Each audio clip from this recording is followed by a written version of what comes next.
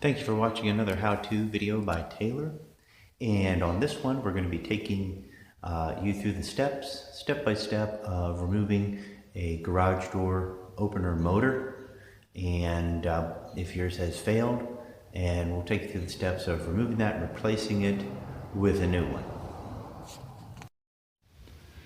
All right, so when we're taking off the garage door opener here, the first thing you'll see is that it has the chain connected here to the wheel, the drive wheel, and so we need to take the tension off after we've unplugged it from the electricity. Of course, usually plugs into a ceiling a lot of times.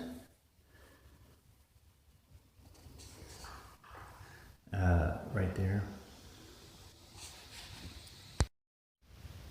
Okay. So you'll want to find this connection here where the chain connects to this carriage, and so there's a nut on both sides of that. You want to loosen this up so this comes out and takes the tension off this chain. So we'll unscrew this so it takes the tension off this chain here. Okay. Once you've loosened this bolt on this side, you don't need to do it all the way, so it helps keep it in place. You'll have a lot of slack on the chain here and all the way back to your motor, and that'll give you just enough slack to remove that motor. Is disconnect your wire connections. Right here we've got the wires going over to the push button. And this is an older model, so it does not have wires for the security sensors that are standard now on your newer models. So we'll have to install that wiring and sensors and that part of the system. But this is for the push button in your garage, so you want to disconnect these wires. Now that we have the wires disconnected from the back, there are mounting screws. These one on this side that goes, it's a bracket that comes on the top of your unit and connects it to the hanging bracket. And so on this unit I've got one, and I've got another on the main rod that connects to the wall of your garage. There's another one on this side, one on this side, and one right here. So we need to disconnect all four of those, being careful, because as soon as those are out, that last one's out, the weight of the whole thing is going to drop. What we're going to do is actually remove the two bolts from the hanging bracket, but we're going to keep the motor mounted to this this rod here, and so this pivots right here. So we'll be able to drop the whole motor and that the channel that it goes on the guide. We'll be able to drop that all down slowly to the ground because this pivots. So we just need to remove this, the arm here, supporting bracket for the door, and that's connected by this little cotter type pin. Take that out. Don't lose that. It's a small little thing. And get this out of the way, and then we'll be able to drop this whole thing down. I'm going to remove these two side screws first that are holding these brackets right here, and we're going to actually keep these intact, and then we're going to lower the whole thing with the motor connected to this guide, slowly lower it to the ground. Out better here is just do it on top of the ladder. So you have your motor there. Just once you disconnect it from the two latches, just bring the whole thing still connected to the guide, and set it on top of your ladder. And on the top of your ladder you can undo the bolts that connect the motor to the guide, and then just keep the motor up there, and just keep everything right there basically work from up there. Now I'm gonna get the new motor and swap it out here and connect it to the guide again. So I'll just do everything from the top of the ladder there.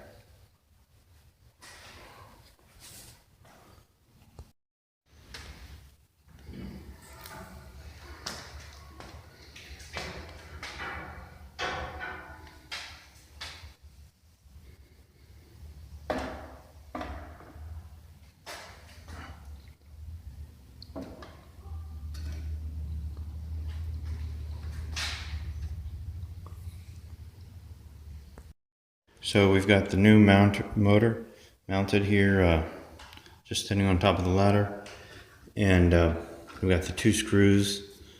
Hands are really getting dirty here. Connected, and now we're gonna lift it up and mount it back onto the brackets.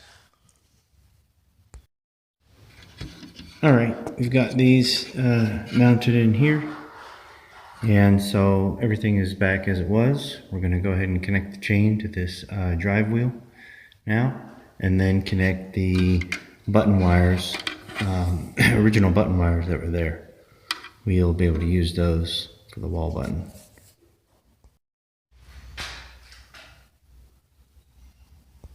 Once you have the new motor connected, you want to reconnect the chain and bring it over that drive wheel with the slack that you still have on it. Now, before you do that, before you bring it over the drive wheel again, you want to make sure that carriage is in its starting position or closed position. That's how I had it in. Then also you want to make sure that the cord part, not the chain part, but the cord part is right in that channel, in that groove, in that guide wheel right here. So everything is back in its place. You've got this bracket connected again with that pin, and when all that's in place, go ahead and pull. You'll be able to pull, and this won't move around on you. Pull that chain and stretch it around the drive wheel. You'll want to tighten up this screw again, all the way back where it was, so this slack comes off the chain. It's okay if there's a little bit of slack, but you don't want it to be actually too tight to put too much pressure on the motor, but you do want to take all the slack out, as much as, I think there can be like a ½ inch or an inch dip in the very middle of it. So we're going to take the tension, we're going to put the tension back on this chain right here now. Wired with the door, the wall button, you'll use the wires that are there. There's a red and white wire that you'll normally connect to the red wire connection, and then there's a solid white wire that you'll connect all the way over to the left normally, at least on this unit. It's a pretty standard one, on the white that's to the left. Then this white and gray over on the right is what we're going to use to connect the wires for our sensors. Right, so the wall button control connects to the red and white over here to the left. And your unit will come with new wire if you want. You can put new wire. This is existing and it's working fine, so I'm going to keep it where it is. You do need to change the button though, because the buttons at the end of it, you do need to change that button so it's compatible.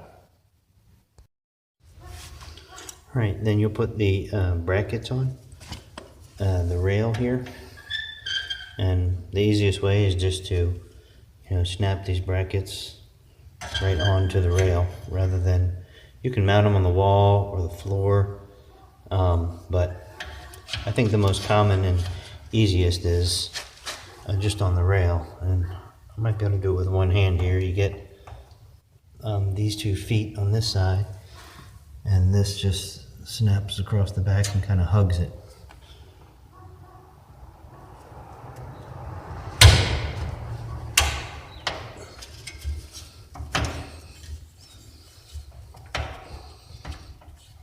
feet, just grab it.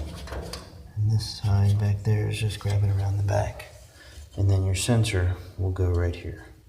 Mount in this screw hole here. And then you do the same for both sides. There's a green and an amber light sensor. They need to be no more than 6 inches off the ground, and the lens on them needs to be looking right at each other, right across the floor of the garage. And the sensor has a little groove in it, and you've got a big panhead screw that comes with the kit.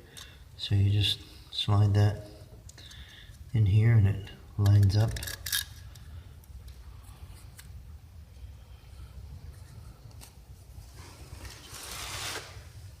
And you want to put this through so that you can see that green light, and then screw your wing nut right on the end there.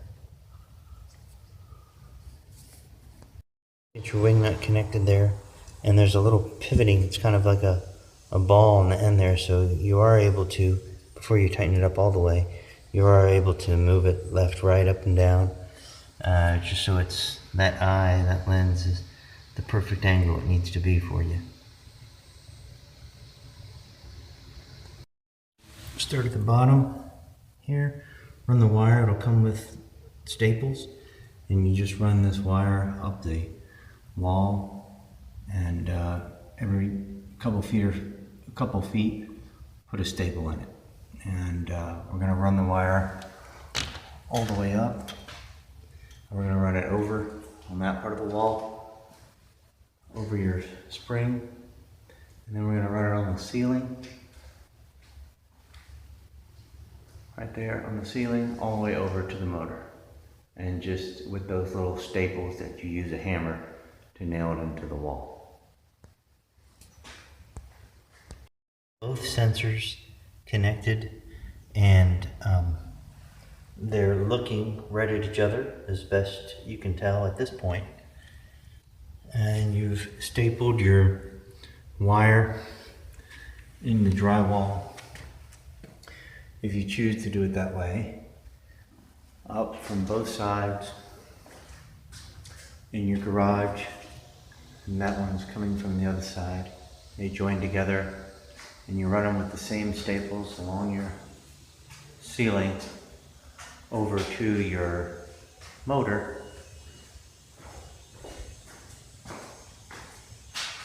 You will end up with the wires here from both sets, and you'll need to split them. And there's a solid white, and then there's the black and white. And so you want to split them, an inch or so, a couple inches, and then strip the insulation off these, you'll end up with 4 ends, 2 from both sensors, stripped, so you're just seeing the copper. And then what you'll do is twist together the wire that's the black. It's really hard to see it in this camera. The black, the one that has the black and the white, you'll join that together, twist that, braid that together. And the one that's just the two that are the solid white, you'll twist them together. Okay? So with these 4, the two blacks, twist them together, and the 2 whites, twist them together. So these 2 pieces of cable, will end up to being, the ends of them will end up to being twisted together. End up with something that looks like this. The black and the white, those are braided together, and the ones that are just solid white are braided together. And the ones that are black and white, go into the gray slot, and the ones that are solid white, they'll go into this white slot. All right, then we're done. If you'd like learning how-to projects for your home and around the house, subscribe to my channel by clicking on the link. Appreciate your subscription and your likes.